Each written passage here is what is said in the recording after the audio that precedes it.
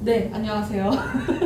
네, 저는 숙명여대 한국어문학부 재학 중인 이한나라고 합니다.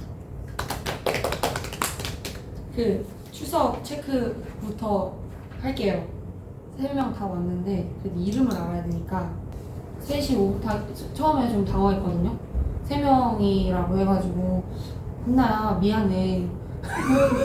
순천쌤이 연락이 오신 거예요. 한나야 미안해. 3명인데 괜찮겠니? 그래서 3명에서 오붓하게 하면 되죠.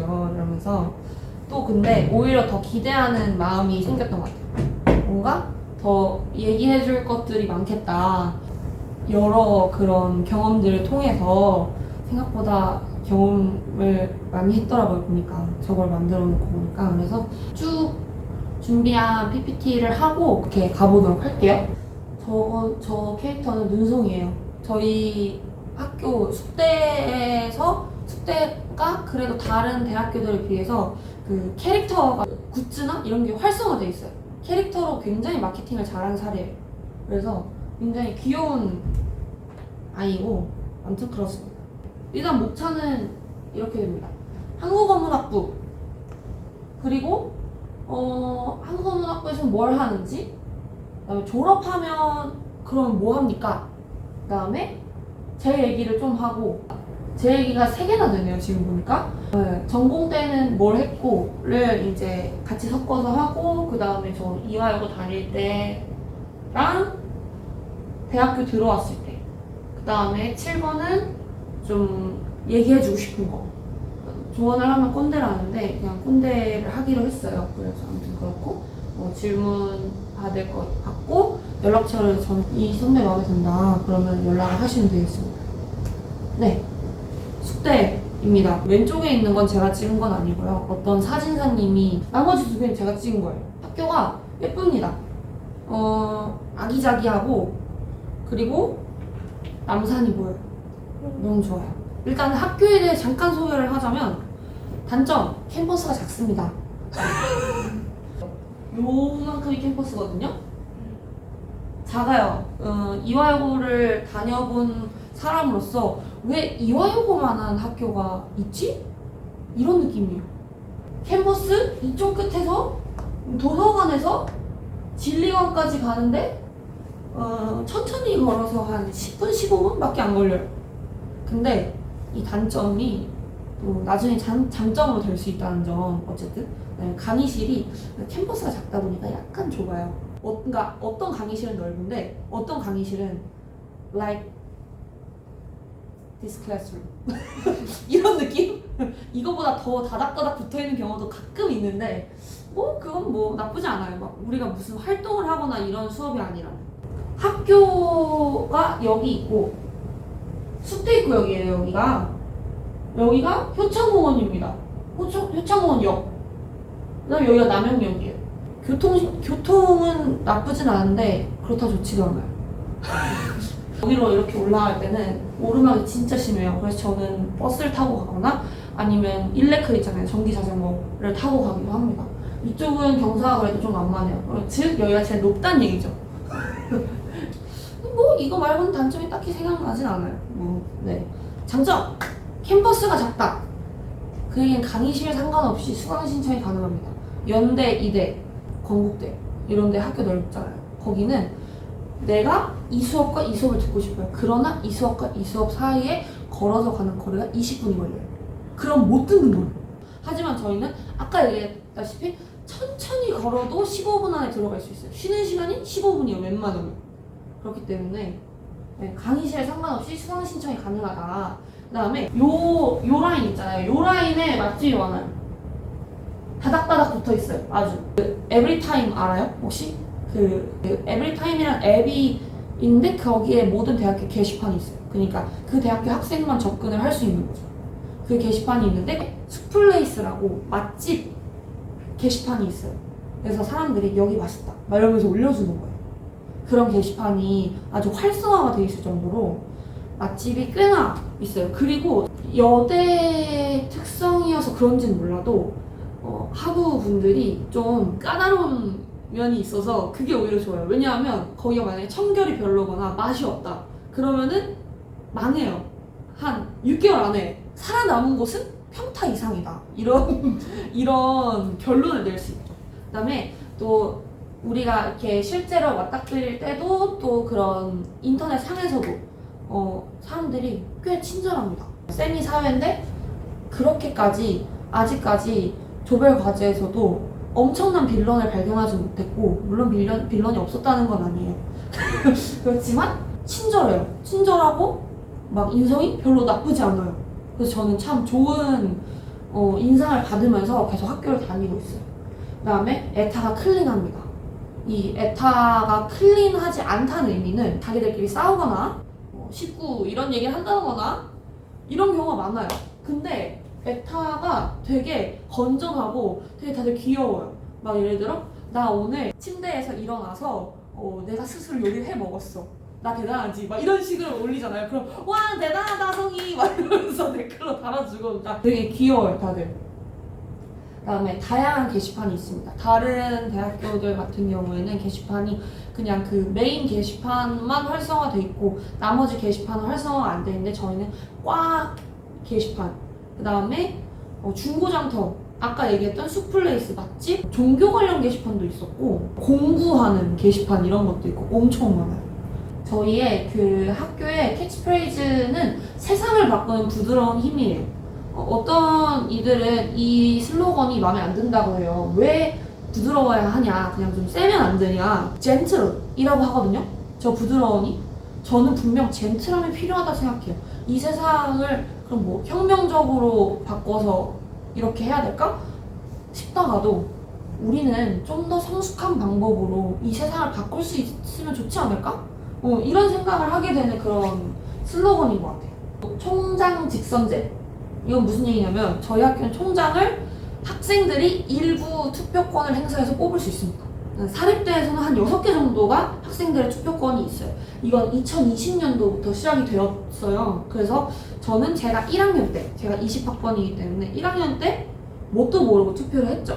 이번에 또 다시 투표를 했어요. 근데 꽤 괜찮은 분이 투표에 당선이 되신 것 같아갖고 기대를 하고 있습니다. 그래서 어쨌든 이런 우리가 어떤 학교에 있는 의견을 내고 또 이렇게 자주적으로 뭔가를 하고 이럴 수 있는 여건들이 꽤나 형성이 되어 있다는 점, 나의 그런 의견을 학교에도 피력할 수 있다는 점, 이런 것들이 굉장히 좀 메리트라고 생각하고요. 그리고 눈송이가 귀엽습니다. 얘는 정말 귀엽고요. 그 다음에 네이버 쇼핑몰이 공식으로 있어요. 그래서 이렇게 졸업 인형은 이만해요. 이만한데 25,000원이면 썩 나쁘지 않죠? 그 다음에 얼굴 키링은 요만해요. 아무튼 그렇고 저는 참고로 졸업 인형도 하나 있고 그냥 인형도 하나 있어요. 막 떡메모지도 있고 배지도 있고 귀걸이도 있고 팔찌도 있고 에코백도 있고 티셔츠도 있고 학장도 있고 후드티도 있고 많아요. 그 다음 저건 뭐냐면요, 우리 눈사람 메이크업, 눈송이 메이커가 있습니다. 눈송이인데 눈으로 눈을 만드신 아주 그렇습니다. 네, 아무튼 이거는 학교에 대한 얘기를 좀 했고요. 그 다음에 제가 얼마 전에 에타에 뭐가 올라온 거예요.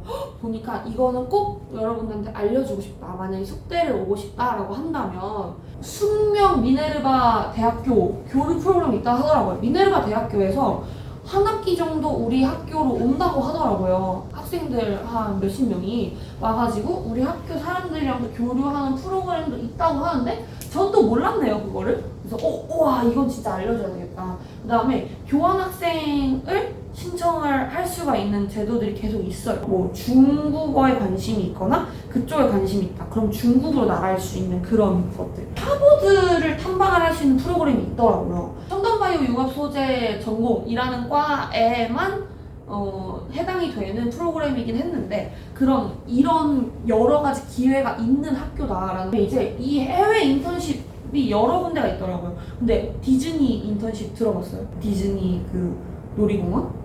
거기에 가가지고 직원으로 일하면서 그 근처에 있는 대학교에서도 수업 들어서 학점으로 인정도 받을 수 있는 한 학기짜리 프로그램이 있다고 하더라고요. 그래서 저는 그거를 그냥 학교랑 상관없이 어느 유튜브에서 봤는데 와 디즈니 인턴십으로도 갈 수 있네? 유튜브로도 한번 봤었고 어떤 분이 인스타 툰으로 올려주셔서 봤었는데 그게 저희 학교랑도 이게 연계가 되어 있더라고요. 그래서 학교 차원에서 이런 것들이 공식적으로 진행되고 있다는 것도 알려주고 싶었어요. 그러니까 여러 가지 프로그램이 있다는 거 그거를 알아두고 그걸 이렇게 쏙쏙쏙 잘 이용할 수 있었으면 좋겠다는 생각이 들었습니다. 한국어문학부란 무엇일지 알아보기 전에 저희 학교에 전공에 관련된 그런 시스템이 많아요. 심화전공, 복수전공, 연계전공, 학생자율선계전공, 부전공 막 이런 것들이 있는데 일단은 기본은 심화전공. 저는 지금 심화전공 상태에 들어가 있어요. 그리고 그 안에서 그 어떤 수업들을 들으면 그냥 거기에 플러스 세부 전공이 쓰이는 거예요. 학위 중에. 그치만 이 전공 하나만 하기는 좀 섭하다. 그러면 복수 전공을 할 수 있습니다.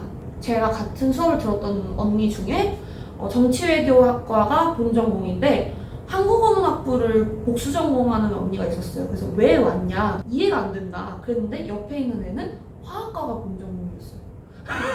근데 한국어문을 복수 전공을 하는 거예요. 이렇게 과를 넘나들면서 복수 전공을 할 수 있어요. 연계 전공은 뭐냐면 그 과랑 관련이 되어 있긴 한데 다른 데랑 연계해서 같이 무언가를 배우는 말하자면 과가 또 생겨난 그런 느낌인 거죠.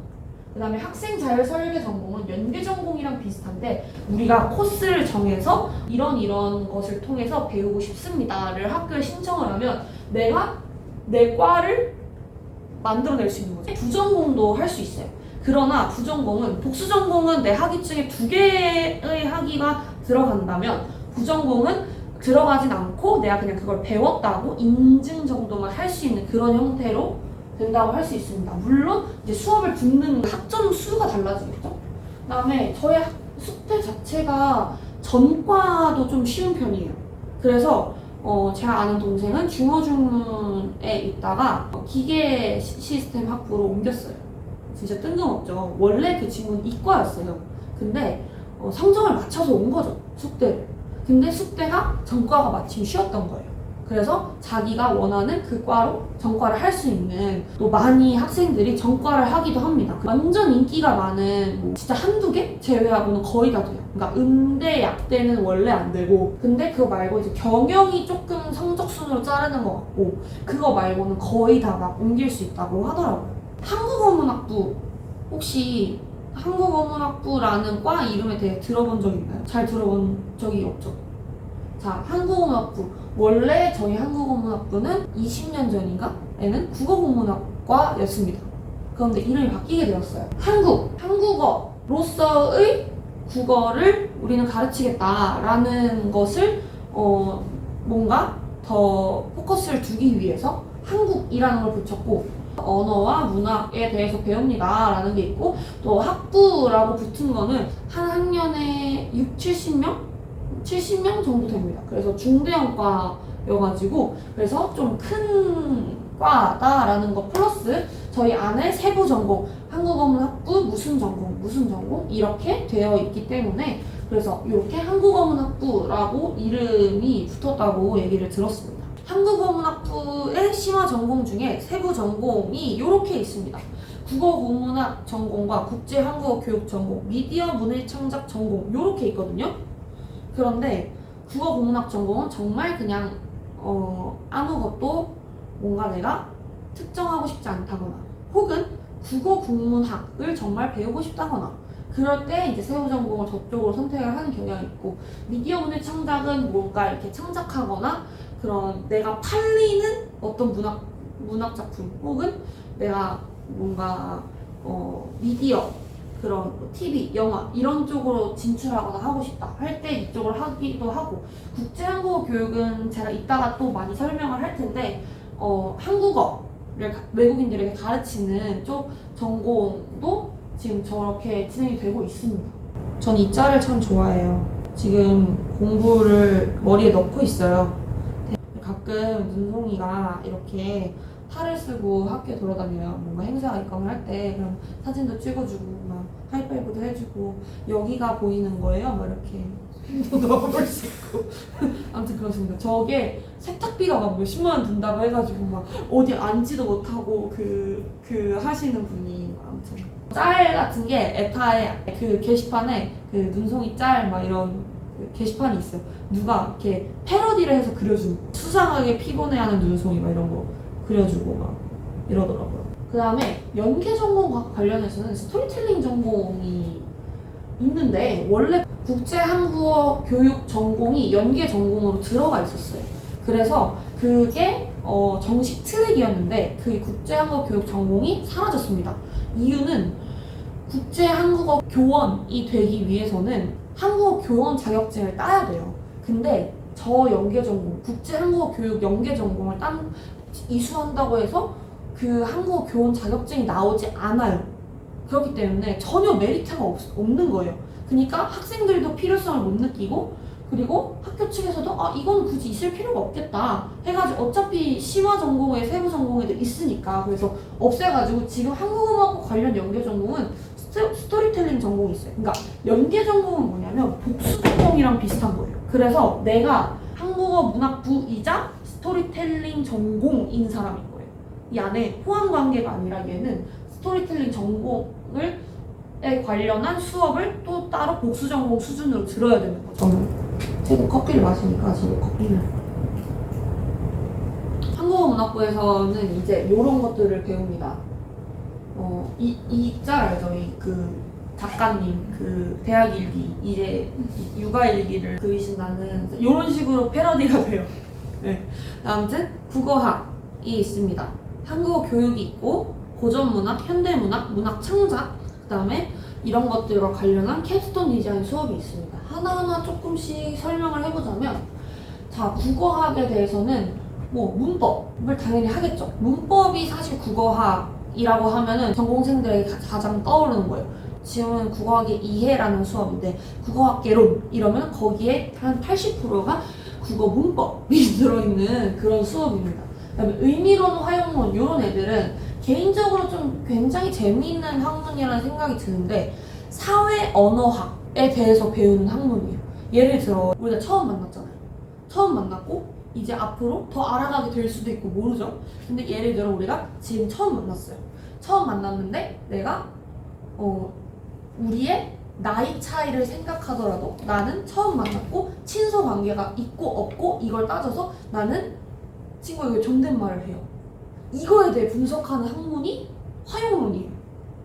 그리고 의미로는 주로 단어에 대해서 예를 들어 진지 잡수셨습니까? 밥 먹었어? 다르잖아요. 아니면 내가 저 물건을 인식해 아니면 지각해 인식과 지각의 차이 이런 것들에 대해서 포함관계 인식과 지각은 무슨 차이인가? 짧은 건 어디까지가 짧다고 할 수 있는가? 그러면 긴 거는 뭐라고 할 수 있을까? 이거의 단어의 분류는 어떻게 될까? 이런 것들을 공부하는 학문도 있어요. 그 다음에 이제 국어학과 관련돼서 한국어 교육이 또 진행이 되는데 사실상 우리가 진짜 한국어가 한글을 배우긴 쉬워도 한국어는 진짜 생각해보면 어려운 언어거든요. 근데 한국어 교육은 모국어 화자로서 가지고 있는 그런 정보들을 바탕으로 어떻게 하면 외국인들에게 한국어를 잘 가르쳐 줄 수 있을까? 생각보다 서울대를 나온 선생님들이 그렇게까지 썩 잘 가르치는 것 같진 않다. 그러니까 오히려 뭔가 내가 어려워보고 그러니까 서울대를 나와도 잘 가르치는 선생님들이 계세요. 내가 어디가 부족해갖고 내가 어디를 모르겠고 이거를 아는 사람과 모르는 사람이 교육을 한다는 건 굉장히 천지 차이예요. 그런 측면에서 언어 교육은 이걸 왜 이해를 못해? 라고 말하면 그 외국인 학습자에게 굉장히 신뢰가 아닌지 어느 나라의 외국인인지부터 뭔가 접근을 하는 거예요.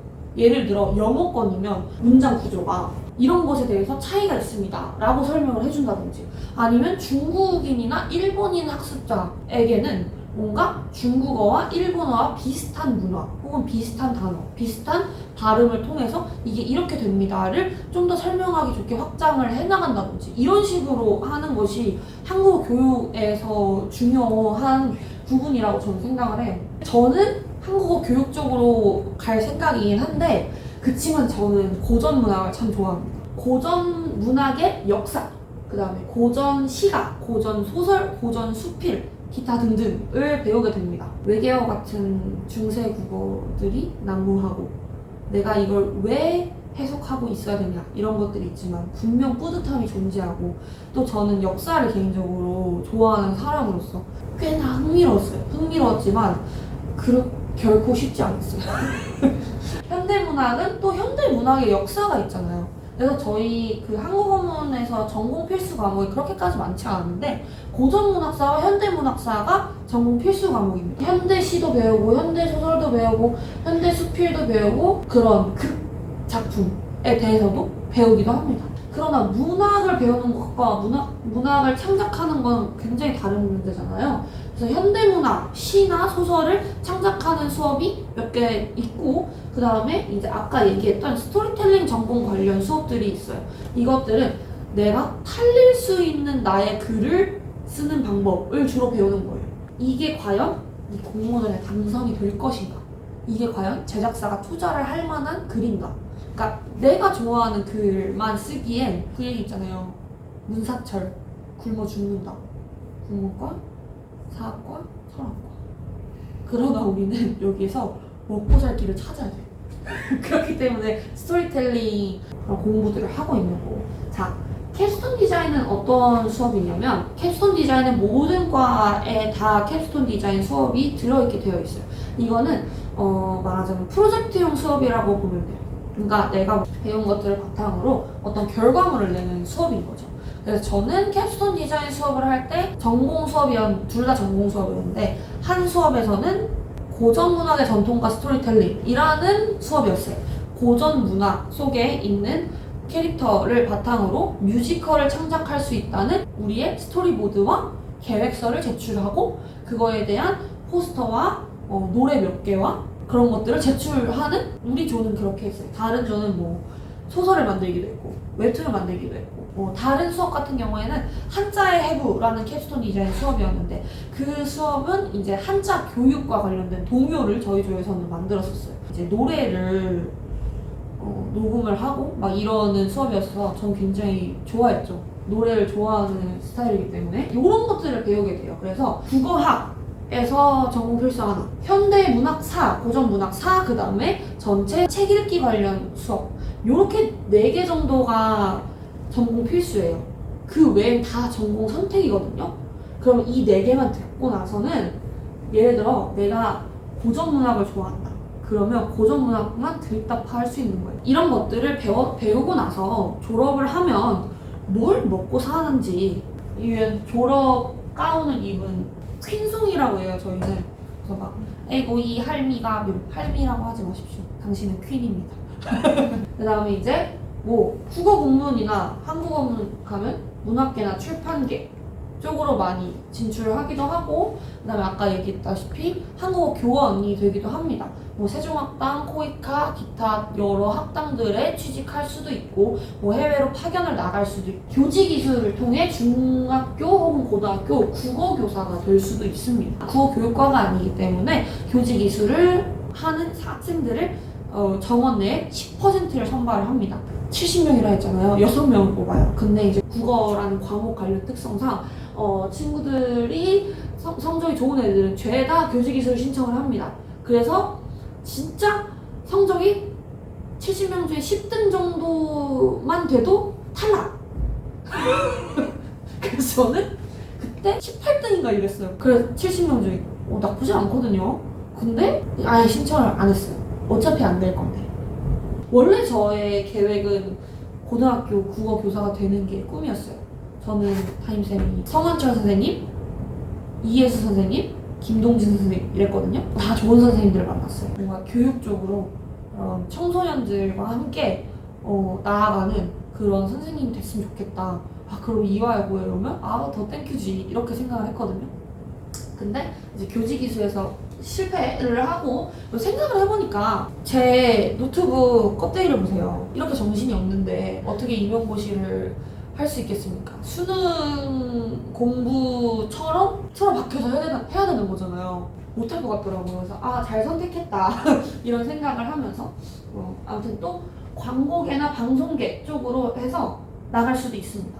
어쨌든 광고, 홍보 하는 것들도 다 뭔가 창작하고 뭔가 인사이트를 얻어서 재구성하고 이런 것들도 다 우리가 얻은 그런 한국어문학부에서의 정보와 지식들을 바탕으로 할 수 있는 것들이고, 방송계로 뭐 아나운서로도 진출하시는 분들도 꽤 있고, 작가, 방송 작가나 드라마, 영화 그런 작가나 감독이나 이런 쪽으로 진출하시는 분들도 있더라고요. 연구 쪽으로 이제 이건 대학원을 가시는 방향인 거죠. 국어학에 대해 연구한다던가, 뭐 아까 얘기했던 의미론, 활용론, 아니면 뭐 국어 문법, 중세국어 이런 것들에 대해 연구한다거나, 사회언어학에 대해 연구한다거나, 또 이제 만약에 다른 분야의 대학원으로 가면 언어치료사로도 뭔가 진출하는 분들도 있더라고요. 그럼 뇌인지 과학 이런 거랑 같이 간다든지 해가지고 한국어 교원에 대해서 좀 더 자세히 보고 싶어요. 왜냐하면 한국어 문학부이니까 이름이. 그래서 얼마 전에 세종학당에서 국외 파견 한국어 교원 선발 공고가 떴더라고요. 그래서 요거는 지금 위에 있는 거는 예비 교원 국외 실습 지원 사업 참여자인 거고, 이거는 사실 한국어 문학부에 들어있는 재학생이면 신청이 가능한 거고, 그런데 국외 파견 한국어 교원, 정규 교원이면은 이제 한국어 교원 자격증이 있어야 됩니다. 그래서 이건 졸업 후에 자격증을 딴 사람이 신청을 할 수 있게 되는 거예요. 세종학당이 거의 제일 메인이라고 볼 수 있고, 지금 나라마다 모집 인원이 1개인데 지원자 수 5개. 뭐 동티모르 이런 데는 지원자 수 없네요. 동티모르는 쉽게 갈 수 있겠어요. 이런 식으로. 그러니까 나름대로 전략적으로 하는 거죠. 내가 조금 어려운 나라에 가더라도, 내가 조금 익숙하지 않은 곳에 가더라도 경험을 쌓으면서 내 경력을 쌓아서 더 앞으로 미래를 내다볼 것인가? 아니면 혹은 나는 영어를 잘하니까 영어권인 곳에 가서 할 것인가? 뭐 이런 것들 또 알아보면서, 그래서 저는 이런 여러 가지 것들이 있으나 저는 아마 이 밑으로 이렇게 갈 것 같습니다. 저는 저희 자대 대학원을 진학을 할 예정이에요. 다음 학기에 학석사 연계과정을 신청을 할 거예요. 그러면 대학원을 갔을 때 2년을 원래 다녀야 돼요. 근데 대학원 1년이랑 저의 마지막 학기랑 겹치는 거죠. 그래서 따지고 보면 1년 반만 대학원을 다니면 되는 과정인 거예요. 그래서 학석사 연계 과정을 해서 좀 더 빨리 대학원에서 졸업을 할 수 있도록 가능하다고 하더라고요. 이 국제한국어 교육 관련 대학원도. 그래서 그 국제한국어 교육 대학원을 들어가서 졸업을 하게 되면 석사와 함께 한국어 교원 2급 자격증이 주어지게 됩니다. 자, 한국어 교원 자격증은 3급, 2급, 1급이 있어요. 3급은 3급을 가지고 계신 분들 꽤나 많아요. 따기도 그렇게 어렵지 않아요. 그런데 2급부터는 내가 관련 대학교에 진학을 했다거나 특정 은행제를 했다거나 대학원을 가야 한다거나 이런 좀 더 플러스가 되고 그런 것들이 있어야 2급을 딸 수 있어요. 1급은 그렇게 2급을 딴 사람이 업계에 종사를 하면 1급을 줍니다. 그래서 1급을 따신 분은 굉장히 업계에서 그만큼의 커리어를 쌓을 수 있었던 그런 사람인 거죠. 그래서 저는 아마 이렇게 해서 한국어 교원 쪽으로 해서 해외에 돌아다니거나 아니면 국내에 있는 어학당에서 일을 하다가 저는 선교사가 되는 게 꿈입니다. 선교를 외국에 나가서 하려면 요새는 선교사 자체로 비자를 주지 않아요. 내가 그냥 가는 것도 직업이 있어야 돼요. 아니면 여행 비자를 계속 발급받아야 되는데 그건 너무 어렵겠죠? 그래서 저는 한국어 교원으로서 가는 그 신분으로 직업 비자를 얻어서 선교사로 나가거나 아니면 선교사로 뭐 어떻게든 나가서 그 안에서 한국어 교실을 하면서 사람들을 만나서 그렇게 해서 복음을 전하거나 이렇게 했으면 좋겠다라는 것이 저의 앞으로의 미래 진로. 선교사는 신학대학원을 가지 않고도 그런 학위를 따지 않고도 갈 수는 있습니다. 그러나 제가 신학으로서 제 신앙이 탄탄하게 되어 있지 않는다면 또 가서도 많이 어려울 거고, 또 뭔가 선교사로서 정식 인준을 받거나 어디서 교회에서 이제 지원을 받거나 할 때는 제가 그런 어떤 목사, 목회학 석사 혹은 뭐 설교학 석사 이런 것들이 있는 경우가 훨씬 더 제가 인준을 받고 지원을 받기가 훨씬 좋아요.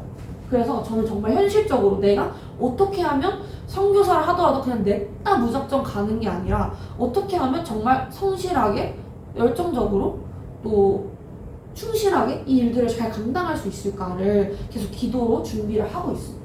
제가 전공할 때 배웠던 것들이에요. 이게 뭔가 싶죠? 맨 왼쪽 거는 홍길동전입니다. 그 옆에 거는 춘향전입니다. 얘도 춘향전인데 춘향전 다른 버전인데 이제 책으로 나온 거고, 얘는 청구시초라는 어떤 책이에요. 근데 한자는 잘 못 읽어요. 근데 이제 적어도 읽을 수 있어요. 그럴까?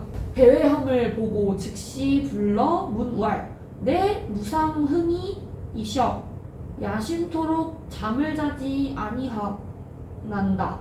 길동이 공경대왈 소인이 마참 월색을 사랑함이여니와 대개 하나리 만물을 내심에 막 이렇게 읽는 거예요. 고등학교 때 배웠던 그 중세 국어 애들은 정자체로 돼 있잖아요. 프린트가 돼 있잖아요. 근데 얘네들은 이렇게 필기체로 돼 있고, 그러니까 지금 저기에 있는 맨 왼쪽 거는 목판 인쇄로 된 겁니다. 그 다음에 이쪽에 중간에 있는 춘향전은 필사본으로 추정이 됩니다. 그 다음 얘는 아마 금속활자본이거든요. 이런 걸 구별하는 것도 배우게 돼요. 나름 전 너무 재밌었어요. 전 제가 생각보다 이런 고전 쪽으로 가는 건 어떨까? 이러면서 막 고전 번역어는 어떻게 하면 가면 되지? 했더니 박사까지 따야 된다는 거예요. 그래갖고 아이코 그러면서 안녕 이러고 막 이렇게 알아보기도 하고 그랬었거든요. 이렇게 중세국어를 읽을 수 있는 능력을 지니게 되는 수업들을 듣게 되었습니다. 또 다른 고전 수업이 있었는데요. 고전 시가의 이해라는 수업이었어요. 신라 때 향가를 짓는 향찰을 가지고 그냥 점수에 안 들어가는 과제였어요. 제가 저렇게 향가를 지어서 냈거든요. 근데 그때 코로나 때였어요. 코로나 때여서 인터넷으로 시험을 보는데 학생이 지은 다음 향가에 대한 설명으로 적절하지 않은 것을 모두 고르시오. 이게 나온 거예요. 시험에, 중간고사 시험에 진짜로. 생각해봐요. 내가 지은 문학작품도 아니야 지금. 근데 갑자기 소중한 날들이 이게 나온 거였어. 진짜 그때 에타에 뭐라고 나왔냐면, 이게 조금 학생한테 미안한 얘기지만 형평성에 문제가 있지 않을까요? 이러고 그 게시판에 올라온 거예요. 그래서 저는 왜냐면 저라는 걸 드러낼 수 없으니까 진짜 억울했어요. 그치만 제가 저 문제를 보자마자 진짜 30초를 날렸거든요. 시험에서 30초를 날린다는 건 꽤나 굉장한 일이잖아요. 그래서 이러면서 노트북에 있는 핸드폰 들고 막 사진을 찍은 거예요. 지금 저거 이렇게 돼 있잖아요. 지금 노트북에 있는 거예요. 저 캡처할 시간도 없었어. 모르는 것과 진배가 없었다. 이런 재밌는 일도 있었고요. 한국어 교육에 대해서 조금 얘기를 해보자면, 좀 저에게 국어, 즉 한국어에 대해서 좀 생각을 다르게 해주는 그런 시간들이었던 것 같아요. 그러니까 우리에게는 국어라고 하잖아요. 근데 그냥 외국인들한테 한국어인 거예요. 우리는 그냥 국어 시간 이렇게 얘기하잖아요. 근데 사실 미국에서도 잉글리시라고 하고, 저기 프랑스에서 프랑스 이러는데 우리는 왜 국어? 이러지? 이런 거를 한 번도 생각을 안 해봤잖아요. 그래서 이런 것들을 생각을 하면서 한국어라는 것 자체에 대한 인식을 좀 하게 된 것 같아요. 저는 글을 쓰는 걸 더 좋아해요. 제가 좋아하는 게 너무 많아서 제가 쓴 글입니다. 어때요? 이게 전문이 아니어서 제가 산문시를 쓰는 걸 좋아해요. 저 작품은 이제 창작 세미나라는 수업을 들을 때쯤에 써서 계속 손을 봐서 결국에 이제 최종 과제로 제출을 한 시 중에 하나입니다. 북크크라는 곳에서 자가 출판으로 시집을 낸 적도 있어요. 제가 궁금하면 검색해보세요. 네이버에 치면 나와요. 사랑하기 위하여 치고 책 그 카테고리에 들어가면 나옵니다. 근데 뭐 자가 출판이니까 그냥 제가 내고 싶으면 내는 거고, 출판사에서 뭔가 뭐 이렇게 오케이 해가지고 지원해주고 내고 이건 아니에요. 글을 쓸 때 내가 이 글을 다른 사람에게 굳이 사랑받아야 할까? 내가 다른 사람한테 이 글이 읽혀지는 게 굳이 의미가 있을까? 이런 생각을 했어요. 근데 내 글이 내 글로서 계속 서 있고 내가 내 글을 계속 생산해낼 수 있는 원동력을 얻을 수 있는 거는 다른 사람에게도 사랑을 받을 수 있는 것도 하나의 원동력이 되겠다. 그래야 생존할 수 있겠다. 그래야 내가 글 쓰는 인사이트와 인스파이어를 얻을 수 있겠다. 이런 생각을 하게 되면서 누군가에게도 사랑받을 수 있는 글을 써야 되겠다 라고 생각을 했던 게 저 시집을 지은 이후부터였어요. 저 시집은 내가 그동안 썼던 글 중에 그나마 남들이 읽기 괜찮을 만한 것들을 실어서 낸 거였고, 저는 문법을 싫어합니다. 사과, 순서, 이거 뭔지 알죠? 근데 그게 국어학적으로 교수님들은 그걸 파헤치고 있어. 사기어는 더 이상 줄일 수가 없어요. 근데 얘가 발음은 사겨로 돼요. 근데 뭔가 이 구를 살리고 싶은 거야. 사람들이 자꾸 사고하라 이렇게 만드는 거예요. 그러니까 이거는 교수님들이 이거는 잘못된 축약이긴 하지만 어쨌든 이런 식으로 축약돼서 통용돼서 사용이 되고 발음이 되기도 합니다. 근데 갑자기 띄우고 사거가 나왔네요. 이건 무엇일까요? 이러고 분석하고 계세요, 교수님들. 교수님들도 굉장히 막, 저 진짜 놀란 게 한 50대이신 교수님이에요. 여자 교수님이에요. 굉장히 저는 편견을 가졌죠. 굉장히 고지식할 것이다. 근데 그분 논문 중에 하나가 청소년들의 비속어에 대한 탐구 뭐 이런 거예요. 거기 뭐 개, 재수 뭐 이런 거 나와요. 그래서 와, 저 교수님이 막 이랬다니까요. 왜 이렇게 안 지워지니? 이런 국어학에는 여러 가지 분야들이 있습니다. 그래서 의문론이 문법이라고 할 수 있고, 어휘론, 의미론, 활용론, 그 다음에 그거와 관련된 사회언어, 또 전체와 관련된 국어교육, 또 한국어교육 이런 것들이 있습니다. 이런 짤들을 만들어줘요. 과제 분위기가 어땠어? 분위기는 모르겠고 위기하네요. 같은 과나 그 학교에 있는 애들한테 쓸 수가 있습니다. 저의 이화 여고 생활을 좀 얘기를 해볼게요. 지금 여러분 몇 기예요? 이화 138기요? 138기? 137기는 지금 8기? 8기 제가 129기예요. 충격적이죠? 저도 충격적이었어요. 얼마 전에 횃불을 왔는데 제가 성대중창단 39기거든요? 근데 애들이 48기라는 거야. 아니 48기, 47기라는 거야. 벌써 이렇게 시간이 됐다고? 나이가 너무 많이 먹었어. 막 이러면서 저는 성대중창단을 아주 열심히 했었습니다. 1학년 때. 그러고 너무 열심히 한 나머지인지도 모르겠지만 어쨌든 너무 몸이 안 좋아서 1년을 다니고 고2 올라가기 전에 휴학을 하게 돼요. 1년을. 여러분 고등학교도 휴학이 존재하는 사실. 몸이 많이 안 좋았어요. 혈압이 그때 너무 낮았고 일상생활이 좀 힘든 수준이었습니다. 혈압이 70에 40으로 떨어지는 경우가 너무 잦아가지고 박영일 쌤이 그럴 때는 학교 나오지 말라 막 이랬었고, 그런 다음에 이제 제가 99년생이에요. 그런데 공공 친구들이랑 같이 이제 학교를 다니게 된 거예요. 그래서 학교를 딱 다니려고 올라오면서 성교중창단을 한 번 더 해서 1년을 또 한다면 나는 다시 고2를 끝내고 고3 올라가기 전에 휴학을 또 할 수도 있겠다라는 본능적인 생각이 들어서 얘들아 미안하지만 내가 또 할 수는 없겠다 이러면서 1년 동안 빡세게 열심히 했으니까 마무리를 하게 되긴 했어요. 그 친구와 애들하고 관계는 이렇게 잘 유지를 하면서. 그러고 나서 이제 공공 친구들이랑 얘기를 했어요. 얘들아, 언니라고 부르잖아요. 그래서 나한테 반말해. 한나야라고 해. 언니의 명령이 한나야라고 해. 그랬어요. 그리고 야자를 탔어요. 그러니까 언니의 권력으로 야자를 튼 거죠. 아무튼 그랬습니다.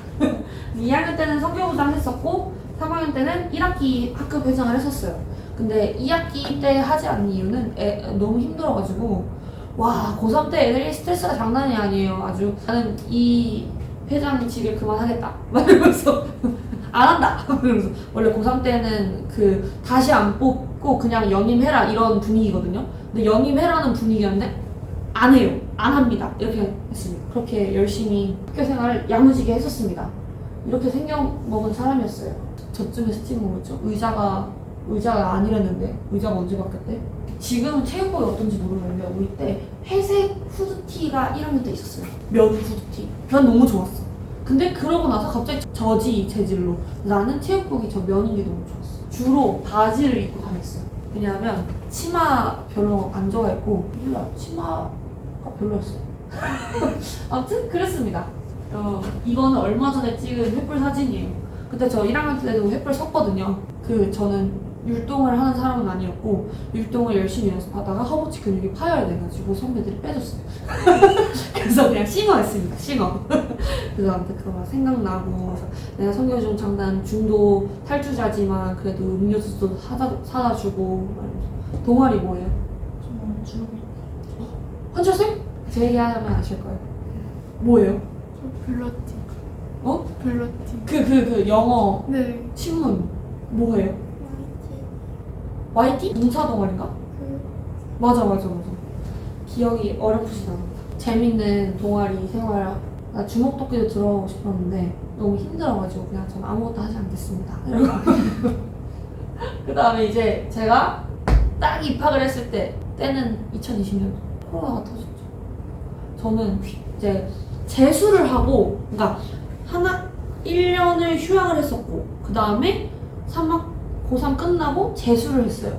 그러니까 2년이 늦은 채로 원래 18 학번이어야 되는데 20 학번으로 들어가게 된 거죠. 아싸, 내가 이제 캠퍼스 라이프를 즐길 수 있겠다. 그랬는데 이게 뭔가 코로나가 걸리면서 근데 제가 ENFP란 말이에요.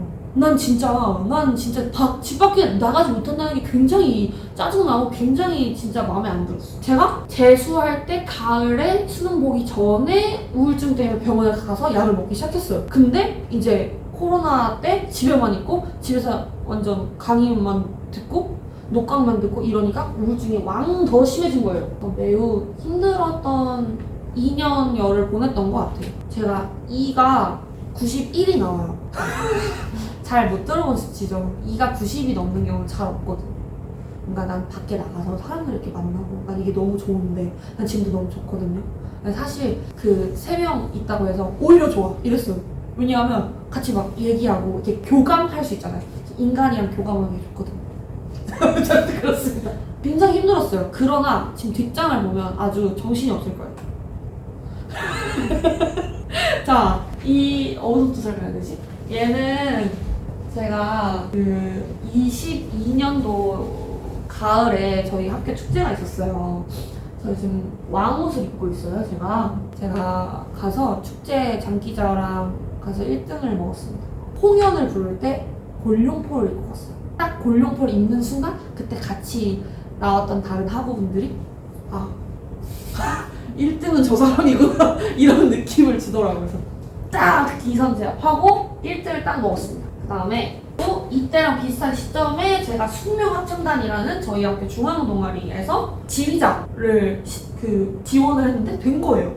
그러니까 그때 심지어 음대 분이 한 분 있었고 제가 있었대요. 근데 음대분은 그때 2학번이어가지고 새내기였대요. 근데 저는 20이어서 나이가 좀 더 많으니까 연륜이 있을 것 같아서 저를 뽑았다는 거예요. 어쨌든 이 포스터도 제가 만들었어요. 지휘를 한 학기 동안 잠깐 했었습니다. 그다음에 이거는 저희 학교 도서관인데요. 여대 특성상 이성이 없는 관계로 아무 데서나 이렇게 있으면 이렇게 누워서 자는 학생들을 잘 발견할 수가 있어요. 또 이제 이화여고 같은 경우에 선생님들 돌아다니면서 왜 이러면서 자! 이러는 경우가 있잖아요. 근데 우리는 그런 게 없거든. 누가 막 얘기를 하는 사람이 없어요. 그냥 다 자요. 그래서 도서관 입구에 있는 벤치에서 자고 정문에서 이렇게 올라가는 바깥에 있는 벤치에서 이렇게 누워서 자고 있었어요. 근데 제가 체격이 좀 크잖아요. 그리고 그때 모자도 쓰고 있었고 그때 저지 같은 걸 입고 있었어요. 그랬는데 저 노숙자인 줄 알고 오신 거예요. 경비원분이. 그래서 누구세요? 이랬는데 그래서 내가 마스크를 이렇게 내리고 네? 이랬는데 학생이냐고 이래가지고 하면서 다음부터 실내에서 누워있어야겠다 이런 생각을 하고 자, 그래서 이런 거 누가 합성해 놓잖아요. 숙면 여자대학교.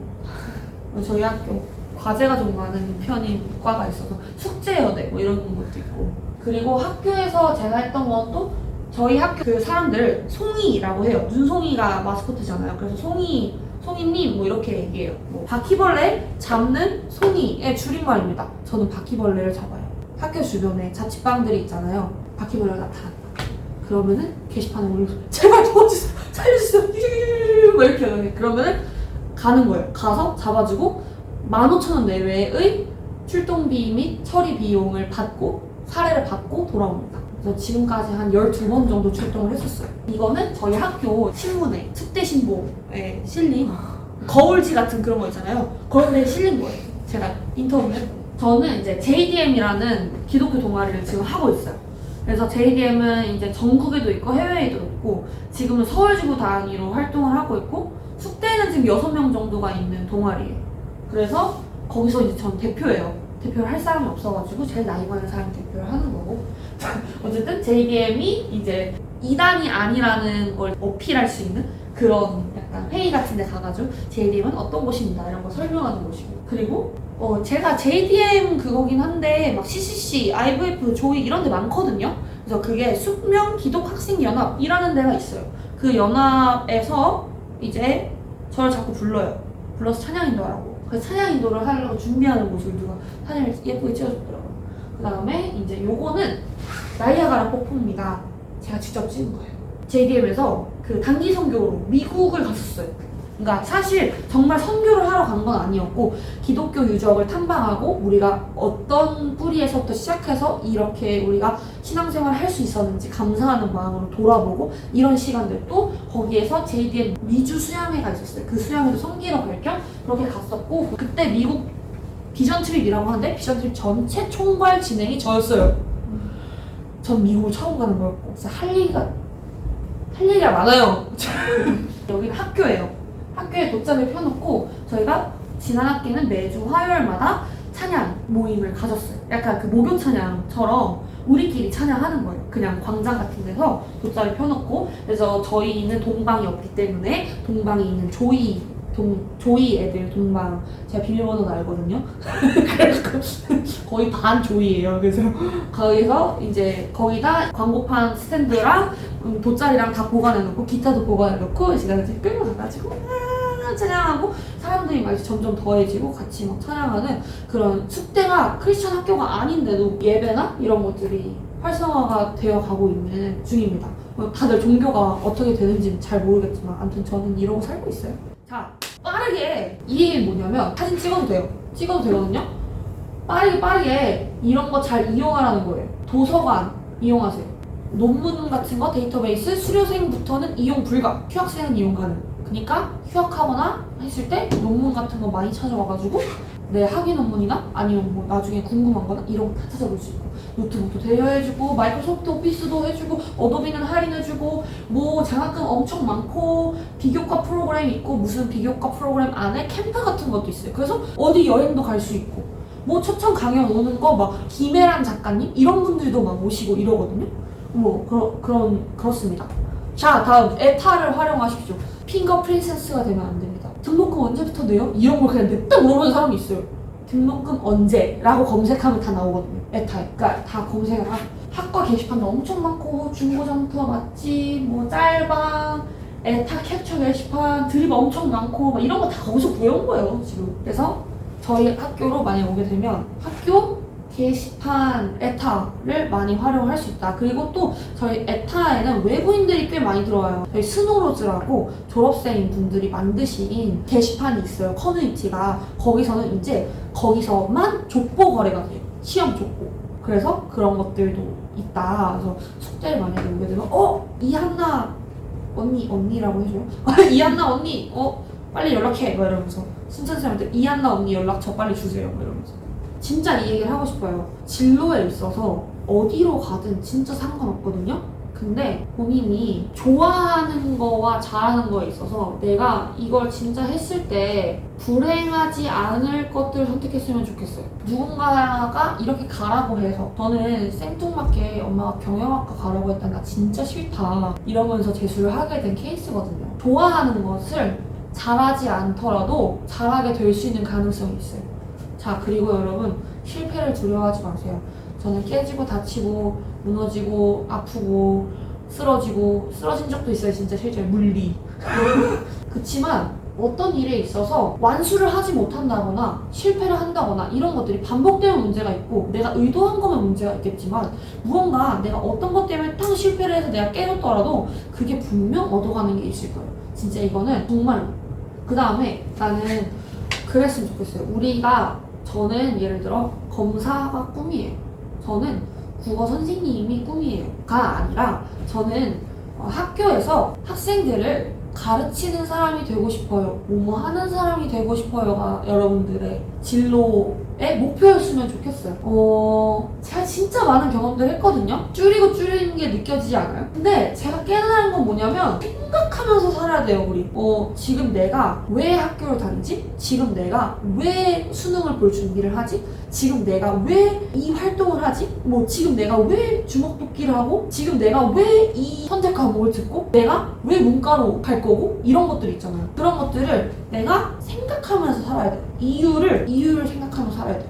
물론 그렇게 하다가 난 왜 살지? 까지로 갈 수 있어요. 그러나 저는 그 왜 살지라는 질문이 그렇게까지 나쁜 질문이 아니라고 생각해요. 저는 그 생각 자체도 분명히 있어요. 자기 인생에서의 삶의 원동력도 짚어놓고 가야 돼요. 저는 물론 그 짚어놓은 게 저의 그런 신앙이고 그래서 저는 생각이 있는 채로 살아가고 있어요. 무언가에 열정을 가지는 것 너무 좋아요. 그러나 그 열정이 분산되면 열정을 가지지 않는 이만 못하다고 생각해요. 그래서 저는 그 열정을 좀 덜 하더라도 어딘가에 집중을 해보는 그런 시간들을 가졌으면 좋겠다. 그 다음에 조별과제 빌런들 있잖아요. 만나면 다 소문나거든요. 예시만 든 거예요. 지금 제가 관상을 좀 볼 줄 아는데요. 딱 봤을 때 다들 그래도 이타적으로 살아가는 그런 느낌이거든요. 진짜 넓게 보고 길게 봐야 돼요. 인간이 다 연결돼요. 다 그랬다더라 저랬다더라. 그러니까 나의 앞으로의 이익과 유익을 위해서라도 다른 사람한테 잘 대해주는 거는 꼭 필요하다고 생각해요. 저는 정말 굉장히 힘든 일이 많았지만 그럼에도 긍정적으로 살아왔어요. 그렇고 이 긍정적인 거는 정말 저에게 많은 도움이 되었습니다. 그러나 무턱대고 긍정 이건 아니에요. 무턱대고 긍정적이면 나중에 분명 한계가 와요. 내가 이런 노력을 할 거고 나에게 이런 도움이 올 거기 때문에 난 이거를 긍정적으로 생각할 거야. 잘 될 거야. 이렇게 생각하는 그런 마인드를 가졌으면 좋겠어요. 여러분은 생각보다 지금 열심히 하고 있는지도 모릅니다. 누군가는 옆에서 얘기할 거예요. 좀 더 열심히 할 수 없겠냐. 조금 더 나태하게 있지 말아라. 아니면 빨리 뭔가를 결정해라. 그렇지만 누군가의 말에 도움을 얻는 것도 중요해요. 근데 누군가의 말에 그렇게 너무 휘둘리지 말았으면 좋겠어요. 그냥 생각보다 내가 이게 최선일 수도 있다라는 걸 받아들이면서 내 페이스대로 그렇게 가는 것도 좋다고 생각해요. 지금 몇 시야? 4시. 4시에요? 나 진짜 너무 슬퍼. Q&A는 연락처 캡처해 가세요. 연락 주세요. 진짜 연락 주세요. 유튜브도 하고 있어요. 유튜브 좋아요, 구독, 댓글, 알림 설정 부탁드리고요. 진짜 저는 여러분들이랑 그 얘기를 할 시간이 많을 줄 알았는데 제가 말이 너무 많아서 이미 끝나버렸어요. 그래서 너무 아쉽고 70분을 해놓으신 순천쌤의 그 대단한 통찰력이 아주 칭찬의 박수를 보내는 바입니다. 반가웠어요. 여러분 잘 가고 제가 줄 게 없어서 음료수밖에 못 샀어요. 반가웠어요. 이름 뭐라고 했죠? 잠깐만.